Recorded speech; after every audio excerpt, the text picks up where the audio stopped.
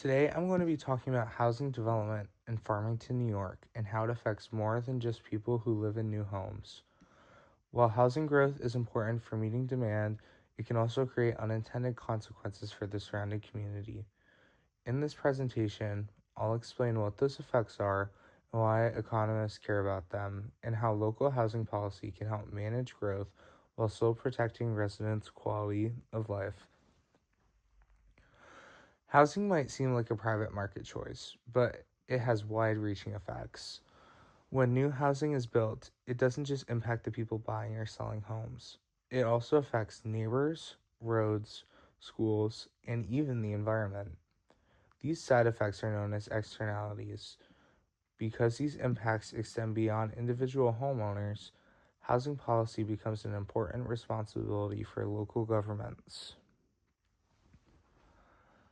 Farmington is a suburban town that has been experiencing steady growth in recent years. Developments like Auburn Meadows are examples of how new housing is being added, mostly in the form of single family homes.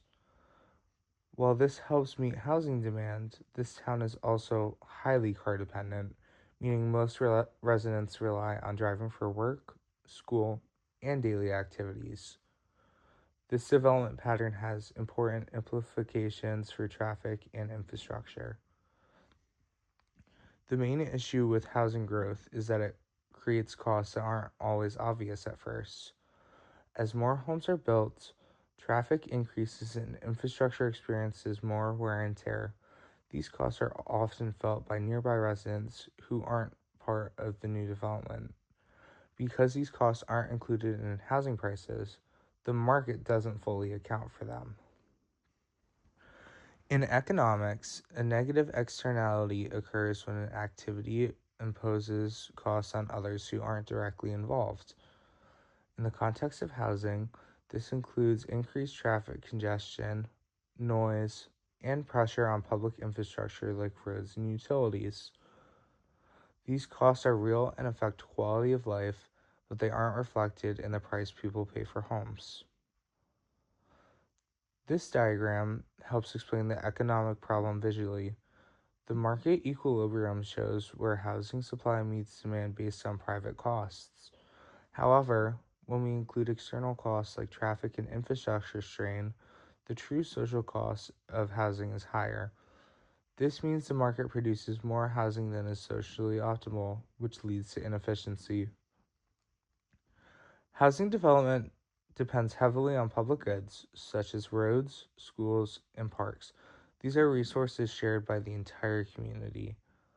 As housing increases, more people use these services. If funding and planning don't keep up with growth, the quality of these public goods can decline, affecting everyone who relies on them. My policy recommendation is not to stop housing development, but to manage it more effectively. Farmington should require developers to contribute impact fees that help pay for the infrastructure their projects require. Traffic and infrastructure studies should also be required so problems can be addressed early. This approach helps ensure that growth is sustainable.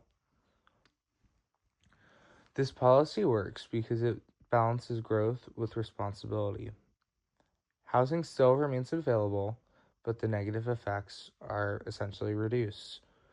Developers, new residents, and the town all share the cost of growth instead of placing the burden on existing residents.